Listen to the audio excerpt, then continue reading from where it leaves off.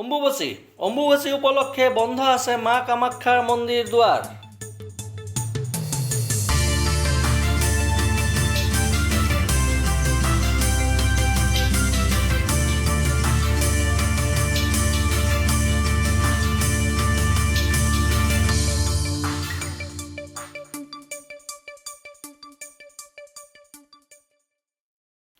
যোৰহাটৰো বন্ধ আছে ঐতিহাসিক বুৰঞ্জী প্ৰসিদ্ধ বুঢ়ীগোসানীৰ দেৱালয়। হোৱা নাই পূজা অৰ্চনা আৰু প্ৰজ্বলন কৰা নাই বন্তি। পুনৰ আগন্তুক বৃহস্পতিবাৰে মুকলি কৰিব ভক্তসকলৰ বাবে বুঢ়ীগোসানীৰ দেৱালয়।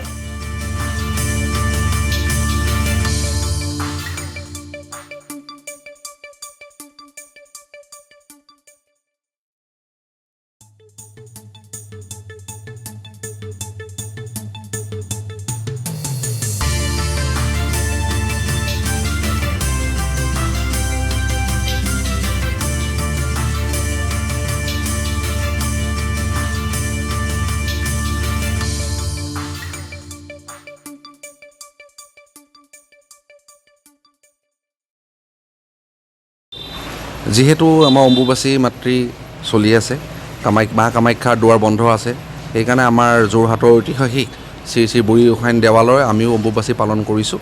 আমি যোৱা দেওবাৰৰ পৰা মন্দিৰ বন্ধ আছে আৰু অহা বৃহস্পতিবাৰৰ পৰা আপোনাৰ ৰাইজৰ বাবে মন্দিৰৰ দুৱাৰ খোলা হ'ব। যিহেতু আমাৰ ইয়াত 4ভাগ মন্দিৰ আছে, বুঢ়ীগোসানী দেৱালয়, আমাৰ গণেশ মন্দিৰ, শিৱ মন্দিৰ, কালী মন্দিৰ, সকলোৱে মন্দিৰ এতিয়া বৰ্তমান বন্ধ আছে। বৃহস্পতিবাৰ আমাৰ সকলো মন্দিৰতে আমাৰ পূজা অৰ্চনা হ'ব। যিহেতু আমাৰ এই প্ৰথা আমাৰ এইবাৰ 231 বছৰ হ'ল। আমাৰ বুঢ়ীগোসানী দেৱালয় স্থাপিত 1794 চন। আমি সেই 1794 চনৰ পৰা এতিয়ালৈকে সেই প্ৰথা চলি আহিছে। তো জনগণে বৃহস্পতিবাৰৰ পৰা আমাৰ পূজা অৰ্চনা হ'ব, চ' আহিব বুলি কামনা কৰিলোঁ। ব্যুৰ' ৰিপৰ্ট মায়া নিউজ।